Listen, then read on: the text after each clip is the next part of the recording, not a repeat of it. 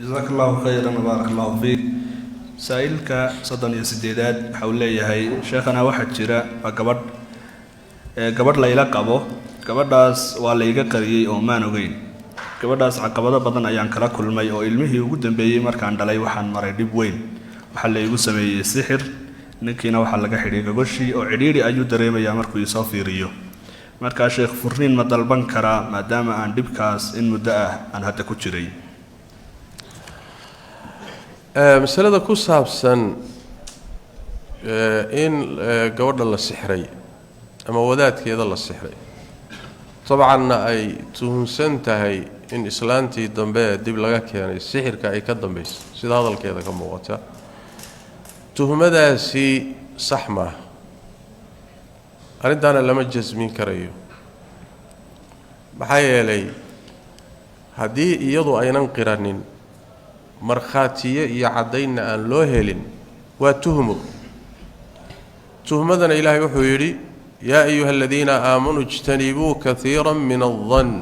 إن بعض الظن إثم ولا تجسسوا تهمة قاركات والدم بأله تبارك وتعالى توامت هذه يضع ينقرنين وأنا السحرين دهن عدينا الله إنه عدين تو مرخاتيو مركز سوى التهمة عدين تم النقاط كرتا إن محوها ruuxii tuhmadu ay saarnayd inuu ruuxa ka dhaxalo oo markii la quraan saaro oo kale uu yiraahdo maartay ama cid ka dhaxadasho tiraad hebel baa sixray hebel baa wax ku soo diray kana la sameeyay cadayn ma tahay la cuskan karo maya cadayn ma waxayna cadayn u ahayn ciidan hadlaysa yaa waay waay mafaarax baa misoo maxamed وحلا يقان ما ومد لواده حتى ومقع شيكتو أدو مقع شيكتو الشيطان باسوق لي كرو أو ماشى مقع يشيغن كرا وين فضلت عرب كالروح أنا وكوها اللي كرا النبي محمد صلى الله عليه وسلم قرآنكو أخرينتي وأخرينها هي وش يو شيطانكو عض حق الشبي وما أرسلنا من رسول ولا نبي إلا إذا تمنى ألقى الشيطان في أمنيته فينسخ الله ما يلقي الشيطان ويحكم الله آياته والله عليم حكيم صوما يعني الرسول كي النبي أخرين تيسي وأخرينها هي قرآن كبوب الشيطان كي وحكو دحضرية مركزو انتو كو دحضرية وإلهي باكسارية انتي سحد أهيد والله سوغية مركا أنبيادي يرسوشي بهدو هذا الكودي واحد حقلينيو وإلهي كصفينيو روح بني آدم وعادي انتو صور دحفريسو صور نقال ما دحل لي كرو يا والله قار قد waxay guleen wadaadada quraan saaray yani muslim baan hay buu yiri muslim baan hayo faarax baa la dhahaa oo isaga noo sheegtay inuu muslim yahay shaydaanku soo ma sheegan karo inuu muslim yahay uu sheegan karaa ilaahnimu ba sheegan karaa muslim iska badaay intuu soo istaago ku dhihi karaa nabi maxamed baan hayba soo ma sheegan karo isuma ekaysiin karo nabi maxamed sallallahu alayhi wasallam sawirkiisa ma qaadan karo laakiin uu sheegan karaa طيب marka uu ka dhaxlayo wuxuu yiri hebel baan muslim baan jin muslim baan hayo hada muslimna waa runtii waxba kama jiro shaytaan waay ujeedadiisuna waxa weeyaan inuu halka soo dhex maro dadkana isku diro inuu dadka isku diro oo kuwa aqliga yar ka faa'iideysto wadaadkii quraanka wax saarayay ee miskiinka ahaa ayuu maraya wadaadkii marka faafinay wuxuu leeyahay ma maqashay waa lagu sixriyaa ku sixray islaantii lagu la qabay وعيدا شيطان وكاس جند شيطان واي لأنه وحن أوفافنا هي هوشي شيطان شقد الشيطان كو قبلها شيطان با استعماله يسيدتك اللي يسوق درو قرابة اللوكل الدلو ضدك إهلك اللي يوكل الدلو نيكي حاسكيس اللوكل الدلو آفد الله فافيه سيداس دراديد وحن هلا ياي لما هو لما نعسكن كرايو لما نعسكن كرايو إن دل التهمو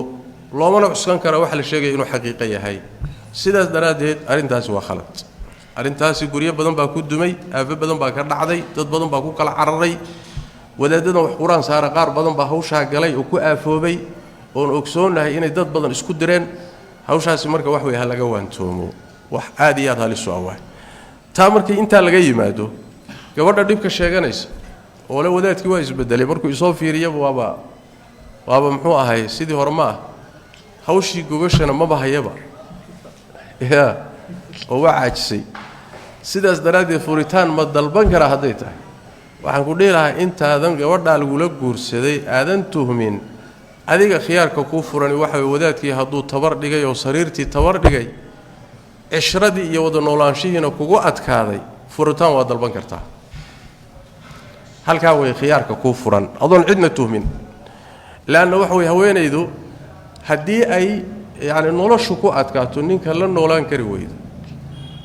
ama meehe xuquuqdeedii ay weydo xaasnimo way dalban kartaa furitaanka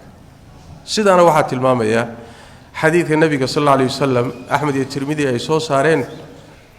min xadiithi thawban nabigu wuxuu leeyahay sallallahu alayhi wasallam ayyuma imra'atin sa'alat zawjaha at-talaqa min ghayri ba'sin fa haramun 'alayha ra'ihatu al-jannah haweenay kasto oo ninkeeda furitaan weydiisata iyadoon wax dhiba jirin wax kalifaya uusan jirin jannada udgoonka udeegeedii iyo saxan saxadeedii iyo carafteedu xaraam bay ka tahay wax sababo keenaysa inay furitaan weydiiso meesha maxaan ka fahnay min ghayri ba'sin hadii jiro wax keenaysa duruuf keenaysa haday jirto marka way banaan tahay waana mid ku iimaanaysa saxiixaynka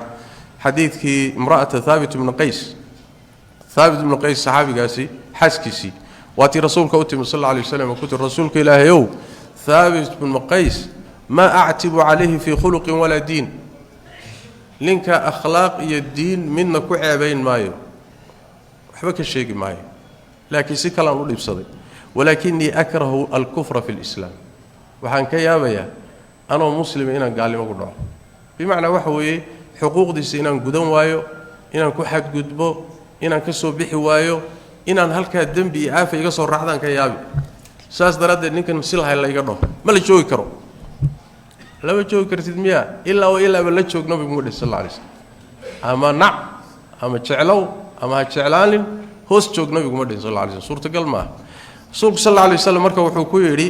ataruddina alayhi hadiqatahu beertii meherka ku siiyay ma u celinaysaa markaas ay tiraahdaa waa celinaya markaas nabigu wuxuu sallallahu alayhi wasallam isagii wuxuu ku yiri war beerta qaado iska furbu rasuulku sallallahu alayhi wasallam marka wuu furay sidii uu ku furay waana masalada loo yaqaan khuluca masalada khuluca inagana Soomaalida aan dhahno dalqada iibsiga aan dhahno waa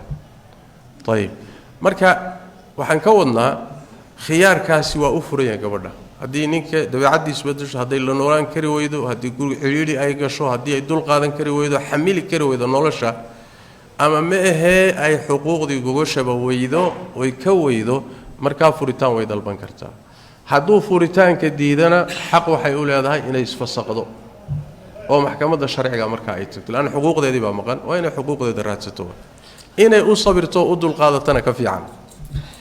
oo khiyaarka in la isu sabro isaga dul qaadatana waa sida ka fiican kusoo dhawo xarunta isku daaweynta quraanka kariimka ah ee Caynuraxma waxa ay leedahay qaybta online-ka oo aad ku soo dalban karto online ahaan adiga oo online-ka gudihiisa lagu akhrinayo quraanka iyo qaybta emergency-ga oo ku shaqeynaysa 24 saacadood saacad kasta oo u baahato rabbi baa daawada baxshay xaruntu waxa ay daaweynaysaa xanuunada kala duwan sida isha sixirka jinka oo musibiyaanka iyo kuwa la midka ah adiga iyo familkaaguba waxaad helaysaan quraan dhameystiran oo aad ka bogatid adiga oo ku gelin haddaba hore u gaadh oo la xiriir xarunta isku daaweynta quraanka kariimka ah ee Caynuraxma haddaba boqo adiga oo Facebook ku qoraya cilaaj online ama sidoo kale YouTube ku qoraya cilaaj online ama banaga soo garaac lambarkan 0623 423 327